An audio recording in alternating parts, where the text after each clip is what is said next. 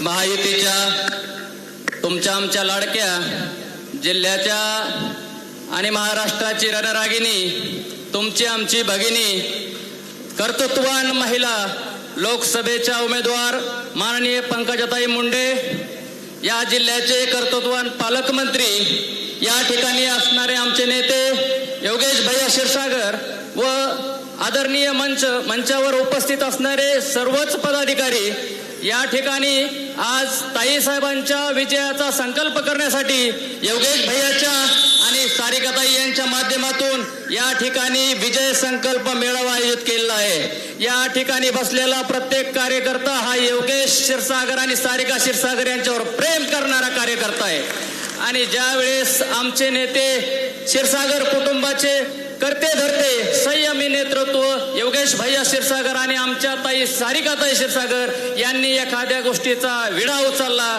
तो विडा पूर्ण केल्याशिवाय आमचे नेते थांबत नाही आणि त्यांची ही माकड स्वरूपी सैन्य हे कार्यकर्ता ताईसाहेबांना बीड जिल्ह्यातून बीड विधानसभा मतदारसंघातून सर्वात जास्त लीड दिल्याशिवाय राहणार नाही। ताईसाहेब, तुम्हाला एकच सांगतो, आज जिल्ह्यामध्ये जातीपातीचं राजकारण केलं जात आहे।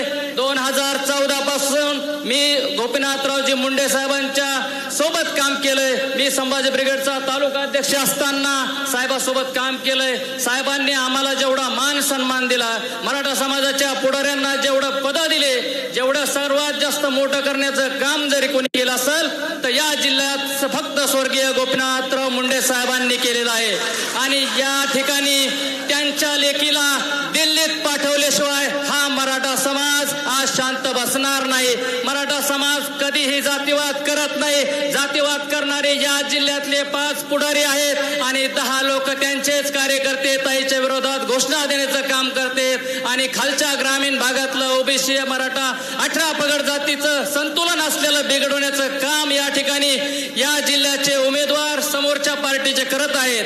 कोणतीही आदरणीय धनभाऊची माफी मागतो आणि मला भाऊला एकच सांगायचंय, भाऊ गेल्या 5 वर्षात तुम्ही 2 चुका केल्यात। माफी मागून तुम्हाला विनंती करतो, ज्या उमेदवाराला झेडपी गटाच्या वर कोणी कुत्रा ओळखत नव्हतं त्या उमेदवाराला तुम्ही जिल्ह्याचा नेता करून ठेवलं आणि ज्या उमेदवाराला, ज्या स्थानिकच्या आमदाराला काळा कुत्र्यांनी कधी विचारलं नाही, आमच्या जवळून गेलं तर आम्ही कधी त्यांना नमस्कार घातला नाही, त्या माणसाला आमदार करून विधानसभेत पाठवण्याचं चूक धनंजय मुंडे साहेबांकडून झालेली आहे। पुन्हा एकदा भाऊची माफी मागतो। मी छोट्या तोंडी मोठा घास घेत आहे, पण भाऊ बीड मतदारसंघातल्या लोकांनी गेल्या वेळेस केलेली चूक नक्कीच या वेळेस आमची जनता करणार नाही। मराठा ओबीसी 18 पगड जातीचा मतदार ताईंना विक्रमी मताने या ठिकाणी लोकसभेत पाठवल्याशिवाय राहणार नाही।